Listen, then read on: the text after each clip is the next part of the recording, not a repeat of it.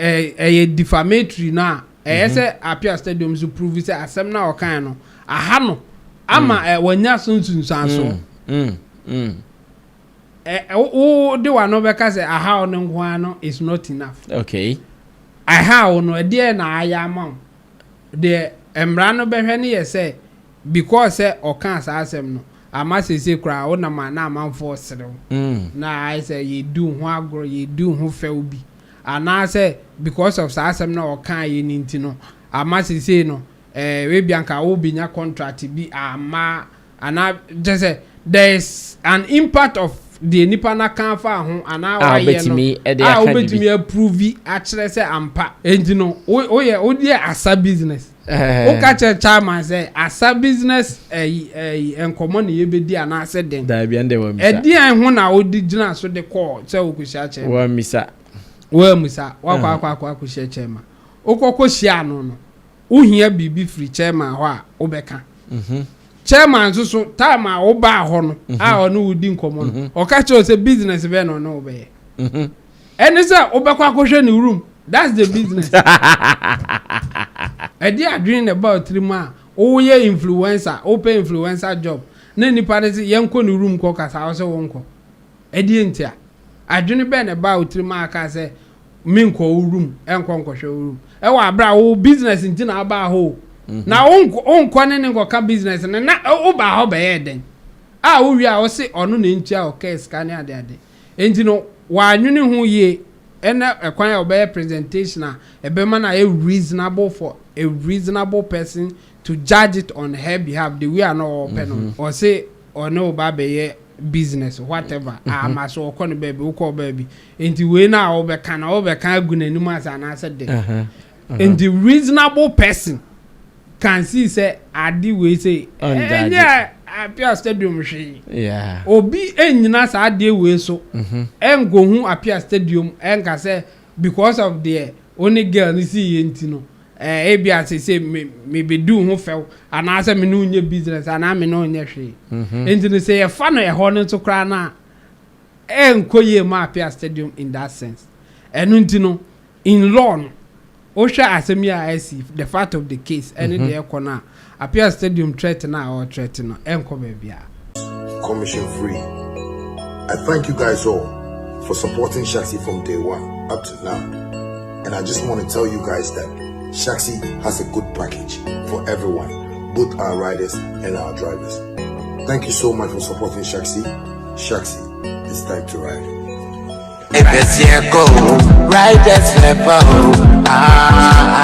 Family, have you noticed now Vema comes without a seal? Same refreshing taste in a lighter bottle with less plastic, less weight.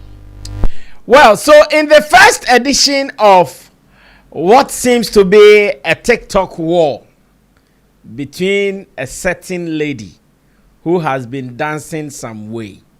What's your friends? Eva Diaries. Ella Diaries versus Appiah Stadium. In part 1 of this video, Sammy Flex speaks. Desert beside me, my opinion on the issue, the ladies' reaction, and all. In part 2, then Desert asks that, okay, so Appiah Stadium is threatening to sue. And I'm cast a hodie legal ways, legal terms. Entinya fama intim do Solomon Esquire chemu na ono ankasa emechechre ho. Yeah, he say Appiah Stadium class to be kika ning na or point and answer only point.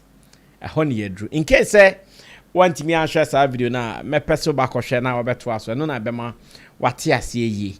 Uko share sa video na I think you would understand this story even more and sana to us. But we all know the story. First, the lady's allegation.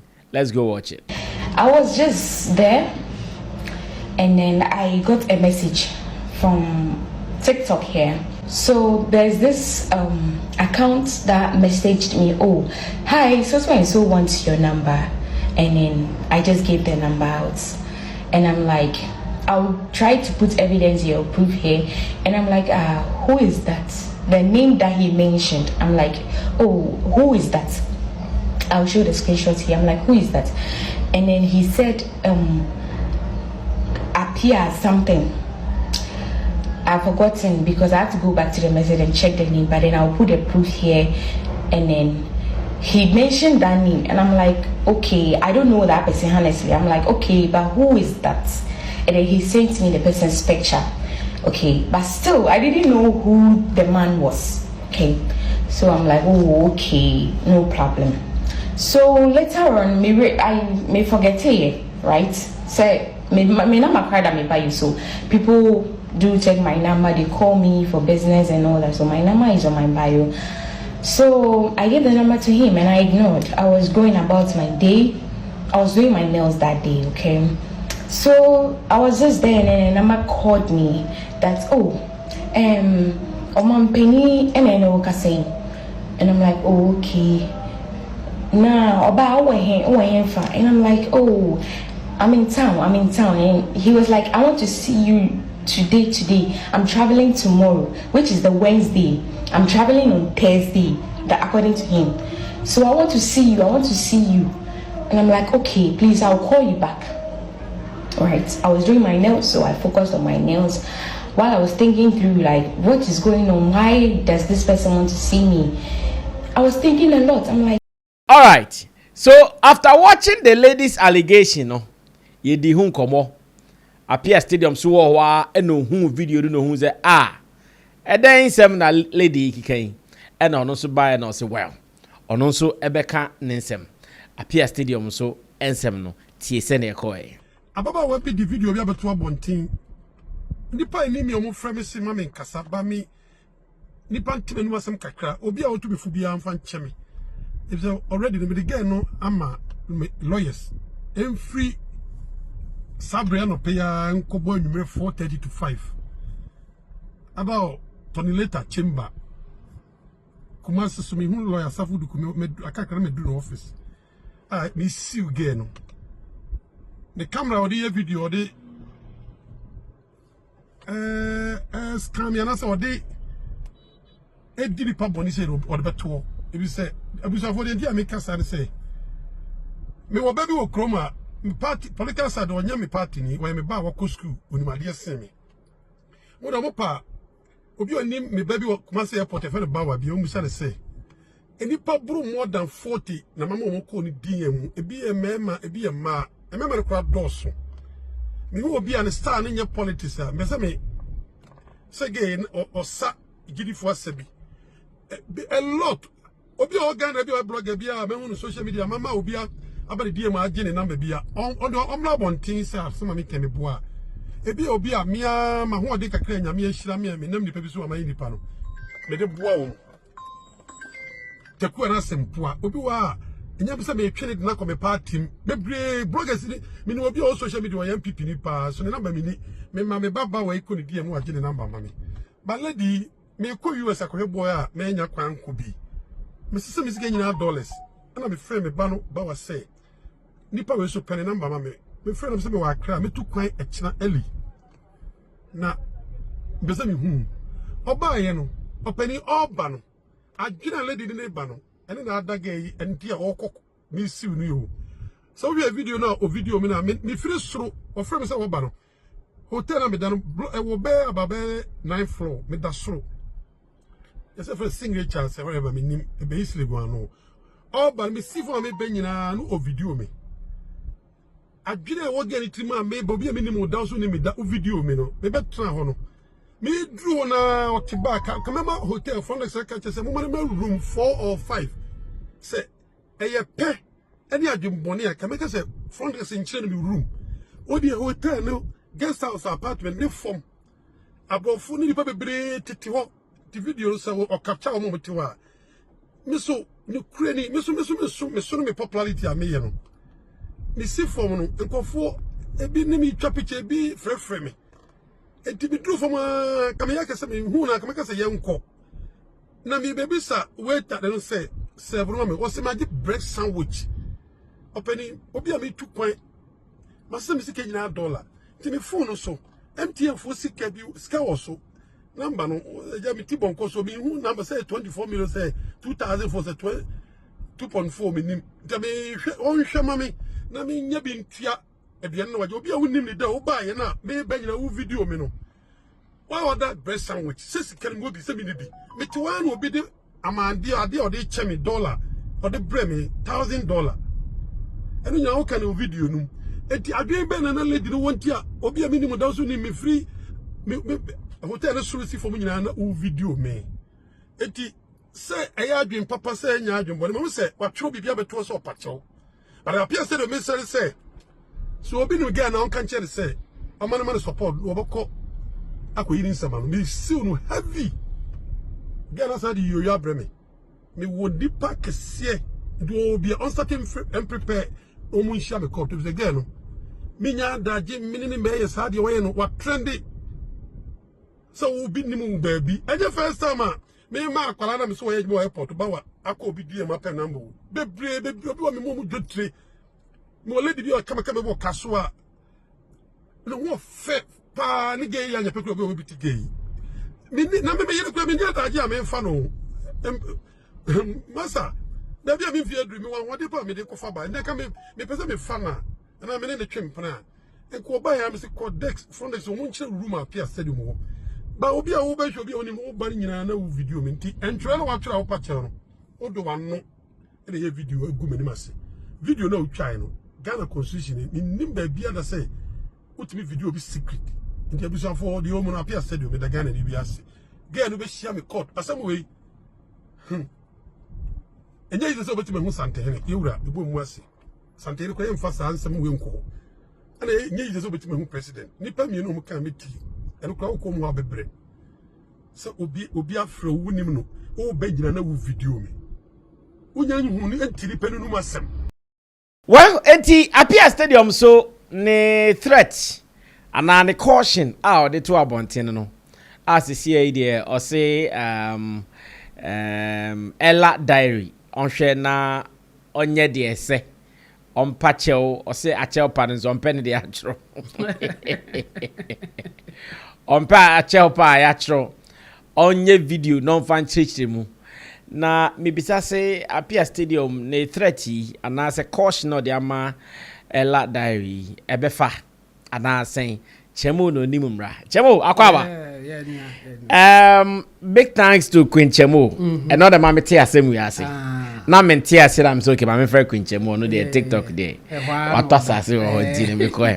I'm passing you breaking it down mommy. Me share video na me so okay. Say that video net here. Na ye di lady home komo send them di kan you know you can check on our videos and check that one as well. Dear yen kan Appiah stadium. What I want to call as a threat, no. It's saying a more do an emu. Yeah, so before say ye be kohono, and de bema or ma or more in I judge. Okay. Now my judge no. Say it said the oh yeah jury trial. Say ye baba be do be asem na yakofa ordinary people. Omo of a sound mind. Okay. And I say they from reasonable people. And I they from reasonable people. Almost sound mind. No. Yeah, the facts of the case number mom.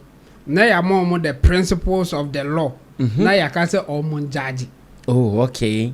Sada me jury judgment. Jury judgment. Oh, okay. You know, yeah, friend, yan numbi. Be near metramubi. Yan call law school. Who's the won't qualify you? Sir, are you find oh you're educated. Hey, there's a level of education you are disqualified. TFA Obia using the natural mind. Yes, because almost say ye fa oma almost educated now. They will be biased based on said the issue ne kon. Or the na I say or ye educated no. And a be judge and yet case now what no. Okay. And they try to take educated people out, especially if assembly fa who area of study study na say your career area no. Okay. If you assembly fa ebia journalism ho o ye be you afi because after me dem application na ma ba association okay ba e be bie mu o dey emphasize unim ho hwe ba asem na otia odwe ho sei za nkofo no na ye de omo ye I get it enti no case no before say ye be the fact of the case na girl no dey amaye no okay ho ena me say me summarize na girl no ho ena onya the message and I say DM say obi a man DM say me boss person ono kasa na also okọ otu kwan ade etia otu kwan ti obetimi anka ne ya share no ena girl no say okay into wo boss no on hwan ena o hwe message na girl no de ba bonti na obodin no and I say girl na bondin say appear something okay enti no ena ye man direction say omra eye signature apartment also call ho no na nya ho na ye gallery enti na so free signature call gallery apartment ena okoshia Appiah stadium okoshia no Appiah stadium be na ote ho o didi enti Appiah stadium ka say onyi bibi ope bibi a onye na no didi ewi nti o ka say ye package man na Appiah stadium na ka so onye bibi sa ena girl no narration it say Appiah stadium buy na ono edidi ena Appiah stadium say only di ena ono ka say odidi ewi nti obe package na odi ko okay na before that na Appiah stadium ka say obe me yakọ ni room na akọhwe ho ana ena girl ni ka say there be onko o ka say wie no na Appiah stadium o say Appiah stadium fa na phone say there oye call no ena o sorry nti Appiah stadium sorry call you no wa o ko she ni room one thing can be o twen na one thing can of friends and ko be ba say o person o ku Appiah stadium amfi no o friend no one thing can ena o call efi nti ono a etua de obetua no o call ye o say o complain cra kire driver na o de na ekofie no ena driver no so etu ni fu say de obetu no bia okodru fie no ena ono akasa ye na adwe say obeyi video na encounter na wakwa akonya no wa share to the public. In fact on social media no omo free bibi story time e man tie pa enti no or the year say ni story time wa ba be share ena omo ye story time no so omunya a lot of reactions views. And enti no obviously it was a content for her to share. And our yes, our story time now, Indeed, that's the fact of the case. Okay. And no Appiah stadium to buy or the ababa to say they are kind and in the legal issue. Obia or share and now be a OT is see as a cocoa. Ye person ye judge whether or not the girl a defamation to Appiah stadium. Okay. And one on into way a cocoa a one issue pet and a defamation. So again, we defame me Appiah stadium na. Okay. Whether or not girl no we defame me Appiah stadium na. And no near Baba judge. Into what years asem we be no. Ohwa we defame no and as we defame no. But answer na ye be answer our question. Ye hwe de mranika. Okay. Legally no. And there mranika e be chere say we defame me obi ana we defame me obi. Say before say Emrani Beka say we defame obi no ye Ghana has it there Emrani ya chemu two ye common law principle ye dey a guide this idea ye did asem no and I say ye be use the customary law ni me enu nyina ye pe except one element that element ne ye the truth for common law all kind of cry ye mfa say defamation but in custom any defamation say o kan abontin say o kan he tell you ultimately establish say what you are saying is not false it's a factor any defamation but the fact that you said it outside no would not even change anything and the no you to me establish say no correct na o kan dia and the but over your customary law now is different. And not the SSBB. The fact say all kind of cry no cry it mean say no cry but no cry odi go obi hu fi. Shada dwen say oba be kind of cry e dey go ni hu fi. Okay. And no mra no customary law ni there. Ebetumi no wadi. but say no common law no dia ye mfa say what so in common law no there any offense so by customary law no there it will be an offense and you know it will be based on judge na odi asem no ne but the be fa person odi fa and no ne asem no and you know say the law is an asap. How can one case here different modes of judgment? Okay. The different standard in this case. And ye and free another thing fair comment. Fair comment near assembly nipa na kano. Based on information you available and or they chere na adwene. And I say or the biaka ho or come and go waka unverifiable facts. And now or they yes are commenting. Say what bibi and original so they can bibi. There were tea and no crown, a yampa and yampa. Say me to me better now, me say, Mati bibi, afa Sammy flexxn. So I think we are metifan hono.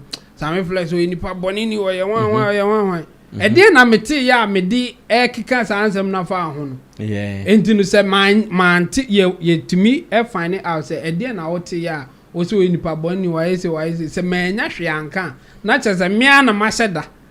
A cookie bibiza mati bibia fa ho and a me gina so e de ase udi and I say e de agu hu fi okay ba emom mati bibia ampa e bi kra na enye no kra e no no emfa ho se mitimi kire se ampa miti bibi fa ho na me gina so kan ya e no so ye ndimi nyina so enka se me dife mi because mati bibi and a de me mati no me gina ho ameki me comment okay e de ma na ye fair comment say against you for being can only be free mu de martin send e wate na eno na me gina so na mum se ote wokokọ mu ade ba bontin eno de enye factor eno emfa ho ko bi be ka se na se ye catch wo dem da na de akogina bontin e de dawura to so sa di se omo kan no be ka se ye nka hwe oboa indi na be whether what ampa na wa they say it me establish say ampa or te dia eye de wate eno wagina so e de kan asem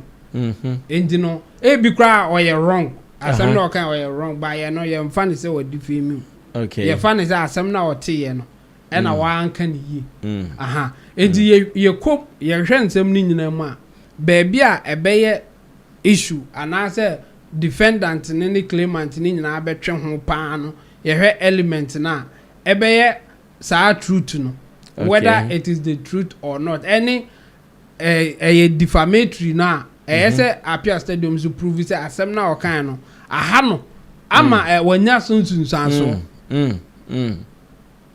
o de wa no be ka say aha no nko no is not enough okay aha no de na aya am de emra no be hwe ne ye say because say o kan asem no ama sese kra o na ma na amanfo serew na I say ye do ho agro ye do ho few bi ana say because of asem na o kan ye ninti no ama sese no we bianka wo binya contract bi ama ana just say there is an impact of the nipa na kan fa ho ana wa ye no obetimi approve a kire say ampa the nipa na ye no na ama wo cause a situation we say mu entino eno so ho okay me hu se nkofo bi eka bibi se maamoni din se maamoni eno emra ne hu ni sa entino obi eka bibi no se maamoni din a se yetimi point out said there are elements that say asumesi na wo kan ho asema ye fa ne se waboni din no na asem na wo kan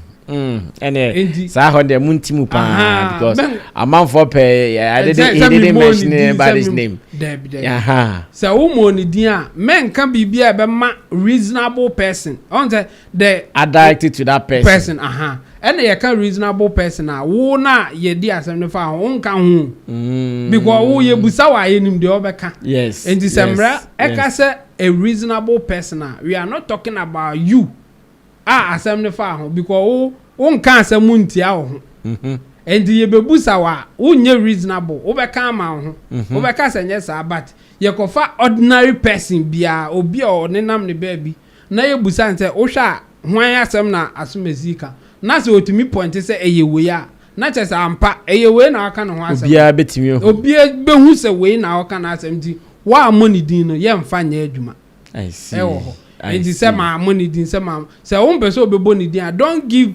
clues a ebe me ehu se enipa we asem na wo ka enye sa obetimi aso mu eno watwen wo sa akwan ne so enti no we no yenyina sa asem na girl no narrate ye no the fact of the case no na yen say Appiah Stadium betimi asu na ontimi ye isu no dia ne ye hwe common law ne dia it means that Appiah Stadium need chance no na say ya nyisu common law ne so no no now we will go into sa asem na o kan ye no o hwa ama Appiah Stadium no nanimu nyama ba forma na ne bibusa anaza asem na kan ama Appiah Stadium wa lose bibi me in my opinion make say no because o hwe asem na ekoso social media no kra enipa bebre ekantia girl no say ede na wo ye wa anye niye obi wa kosia obi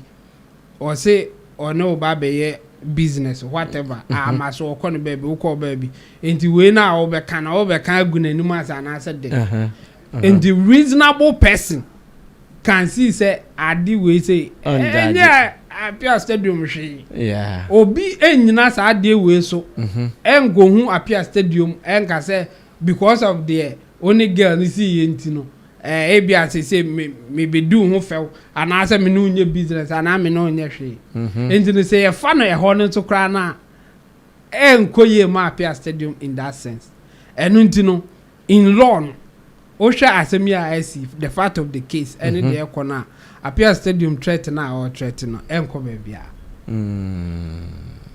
say the be fa customary say the be fa common law enko bebia ontimi nya hwe mfrim intine ho na ode fa no se me ye lawyer na waba ma ho say yenkosu no ebia na mpenisi ka edi nye sa adia because ade we say ye de kwa because the standard of defaming somebody ye bejama sampa what defaming very high at the current omoye ni sa ne say ye jama individual na nkasa ene de say uboni din kro obeka what defaming wa mo ni din ni say uboni din say na obeka entino ya said that upper standard bia say ye go through an who say ampa we there why there not just say ampa you meant to cause harm exactly and you know standard no was through and based on that no make say how they appear the far enkoyi ma no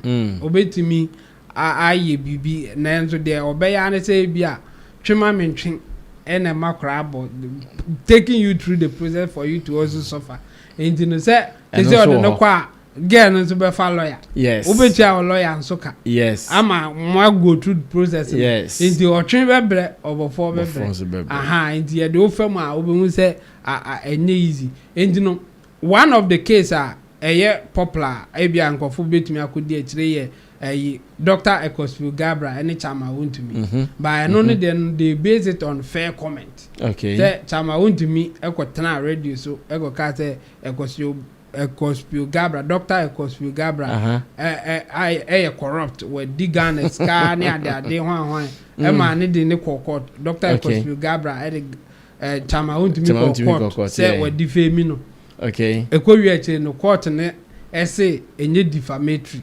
because fair comment no make ye no obi be kan bibi about project amakoye na project ye hwa asesika bi afrim enti ogina no so no say o ye corrupt na onya corrupt say comment na ensem na ogina so de make is a comment ni ntino ma ne nye defamatory o kire na adwene na o kire no enye no kire wrong but it is based on information available at the time no issue ye ndi almost ebo Dr. Ekosfield Gabra ka say the cost of legal fee for chama ontua in fact almost bonika I think o kan case na almost ka say ontua 300,000 Ghana cedis and later or the appeal or court of appeal aside butia no by court of appeal ka say sikana no odin into almost so amano ontua I think almost so by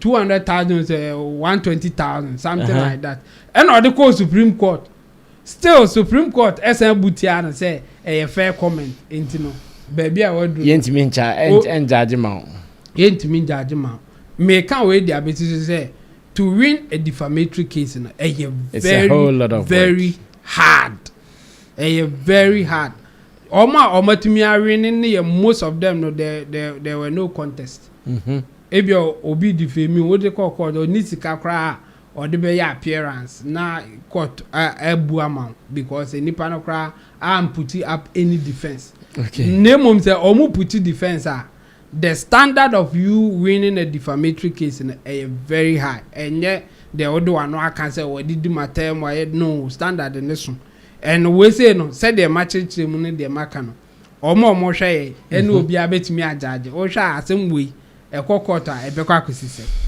where the micro minim but chemos men county minti be well so this brings us to the end of part 2. I think Chemo has given us the simplest breakdown or the simplest form to understand what is happening between Appiah Stadium and Ella Diaries. We are but on the moral side, a lot of things are happening. Okay. I know yeah, I'm for more minimum. But I'm 3 minutes been for room. Okay, so I hope you bet me a kuma. On say, girl no wajin ni so. As a mere I see wajin ni so. Now on him say or baba beka. I'm a man for yes, and I say a man yes. Eddie appears. I didn't Daniel Bonroff. Abon and you know or more share and I say girls no more yes and they should learn from this because sadly we who say especially this time a man you be visa omunya a lot of reaction online yes omu they are be part of omu content omu ye in this only be maybe ko share and now only popular person be share or be baba be can say the be ya the be fans and I say or the be ama for sympathizing with them and you be na gay ye but ebu abono reasonable person bia ehun say enkwasasem na odi say o for free the point is say yeah obi ba odiem dm ebe ka kire say me chairman say opeso sha na oji tu mu odo number man edo ne number man no wo kwa akohia chairman wo say na wonim say business na ne ko ye na wo business be na wo ye da bi na business ye mi san san yako ono amu no business be no ye o di chairman agosia okay and you know o di asa business o ka chairman say asa business enkomo na ye be di ana ase den da bi ande wa misa e di an ho na o di gina so de call say o kusia chairman wa misa wa kwa kusia chairman o kokko sia no o hia bibi free chairman ho a o beka chairman so time a wo ba ho no a ono wudi nkomo no o ka che o say business be no no be eni say o be kwa kohwe ni room that's the business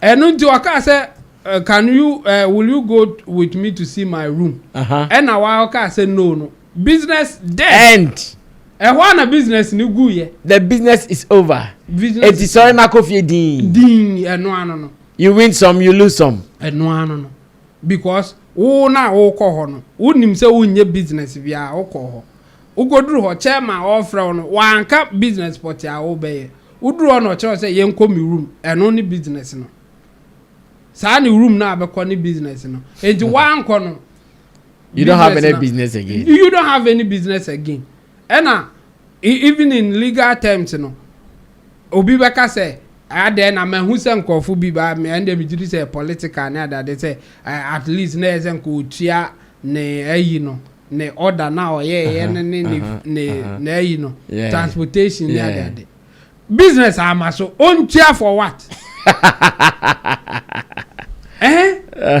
business no amu no amaso into on tua for what and somebody like Appiah Stadium no wa brain wadru ba bia wadru exact on to skangu basa obey you profitably sa pepepe because na djuma na oye no kra no guarantee bia ni mu sa ho ye nim se oye no oni sa guarantee no e no abetutu skangu se di 2000 fafa car ne ho business bia business amaso enti girl no baby a wanwene hu yi ansa na oba out ne yese na yese nka odwene hu business a obeka se na one chairman e kwa akodi hu agro because obi a oye reasonable bia ehu ni se wo se na moko e business meeting but wan kasa ye nim business bia wo yeah wan kasa so wan ka say bia na offense am be friend so me influencer job bi mom enti no ni business ni say business yeah oye influencer job yeah okay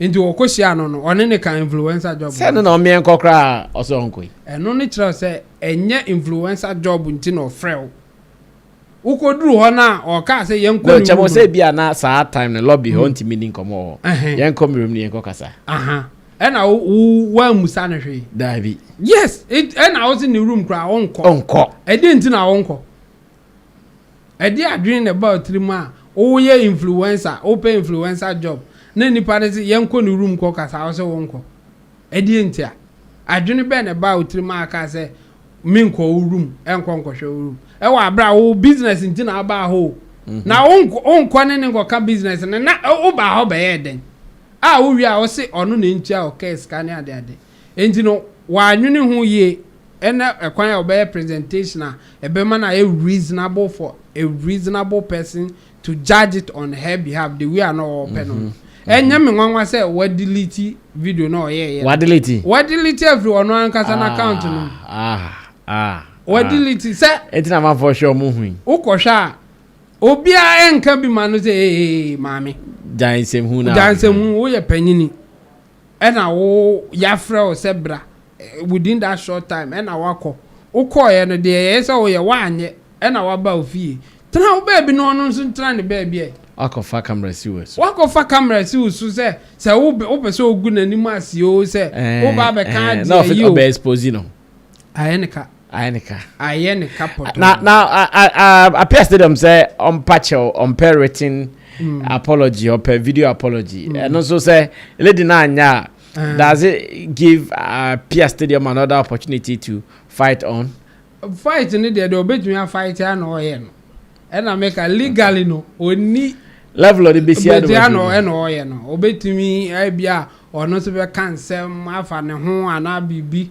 na say bia so ordinary court na wa kwesiu no na wa we ni bibi lady ni pa me hu ni say lady ni be pa chewa enye Appiah Stadium dinner or pa chewa or pa chewa no because as a social anko amano the court of public opinion anko ya amano in fact say the public court na ya cranko no nim say we losing the based on that obetumi apa chewa just to mitigate that public pressure na ban so no because how they lose by legally there Appiah Stadium mu shede ni any point bia obegina so there girl no bibi.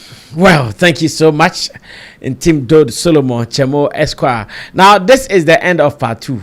And it's embreko no ho hia say yesan betrans ya ye betrans near this and come away because we don't know what the other team members are also going to do. Na fe ye nim there on to the coming days the oba the lady as well as Appiah Stadium. You know, we'll be following to give you some more updates. Chemo, thank you so much for giving us this knowledge and experience. And you know, Chemo say one kasano kra ne judge they na befa. Are you using the common law or you are using the customary law? Pick one and let's see how we do it. This has been Real Talk right here on Sammy Flex TV. Just as we did in part 1, this is part 2. More videos coming. So subscribe to us, let us read your comments. Till we meet again. We are out of here. Bye-bye. We are Tono. Okay. I am Moshena Omomra Flex Electronics. From microwave ovens, your blender, or your TV, your gas stove, and then what can you gas stove, your stabilizer, your iron, yes, more neighbor. Yeah, but you better deliver more. Yes. Now catch your air conditioners so by no nyamba. Two friend out share their part now. Yama delivery, bro. You own stress, but still October the answer best answer could be. Yes, Sanko China ni BM in October. Sammy Flex TV. Yene yen crop for our more citywide travel and tours. Ye call a business. Ye call first when any buyer started on. To also bet me a 35,000 pena here. ɛno na yɛde twa wo plane ticket ama wo yɛde yɛ wo visa ama wo yɛde ama hotel no akɔda na de aka ne deɛ wa wo de sika rewura mu a yɛakyerɛkyerɛ sɛ fa no akɔpɛ sika na nso de abɛtɔn no wanya sika. You understand? Sharp. Simple. 35,000 you want to say only will be share room. Upesa on kwanso share room na anajo. What in mia bruskata and also 38,000. Very simple. Bruskata. Other friend numbers never screen is gonna be. Yes, answer with my friend or me number. Sharp. This is what we do for society. Whilst we are doing our shutter movement, whilst we are doing everything, we also want to help society. See there. Omo electronics be atono. Okay. I am